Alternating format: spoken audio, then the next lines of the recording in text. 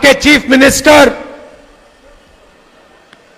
अपने आप को चीफ मिनिस्टर नहीं समझते हैं, असम के राजा समझते हैं। और असम का राजा 24 घंटे कभी अदानी को, कभी अंबानी को आपका धन, आपकी जमीन देने में लगे हुए हैं,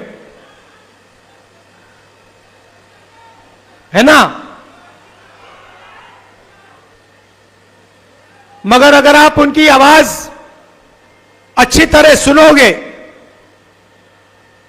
टीवी में अगर आप उनको अच्छी तरह देखोगे, तो आपको पता लगेगा कि आवाज के पीछे डर है। बड़ी बड़ी बातें करते हैं, चिल्लाते हैं, मगर आप आज जाकर टेलीविजन पे उनका चेहरा देखना, उनकी आवाज सुनना, और आपको दिखेगा कि उनकी आवाज में, उनके दिल की गहराई में डर है। क्योंकि वो जानते हैं कि एक ना एक दिन कांग्रेस के जो बब्बर शेर हैं, उन्हें पकड़ के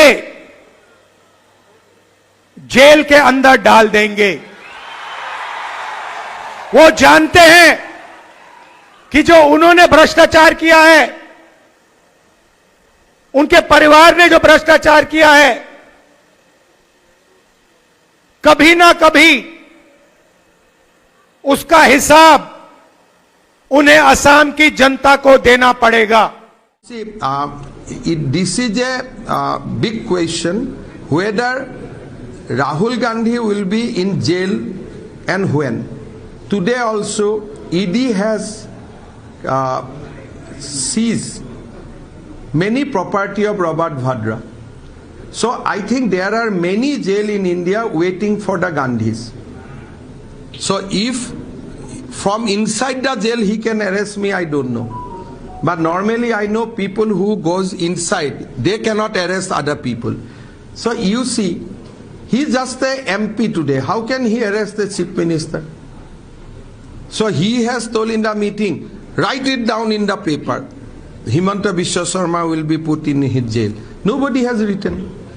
He has asked all the Congress member to write in the paper. So I asked Congress people, have you written in the paper? They said, no sir, वो तो फालतू बात बोल रहा था, हम क्यों लिखे? Nobody has written in the paper.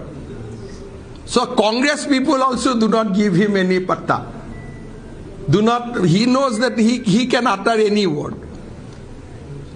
But by saying all these things, he proved that this is what Congress party will do for Assam. They will not talk of employment.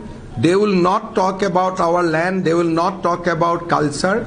Congress party will contest this election only on one agenda, that Himanta Biswa Sarma will be put behind bar. So who will vote for that party? Whose manifesto will be only one-liner manifesto? Nothing more, nothing less.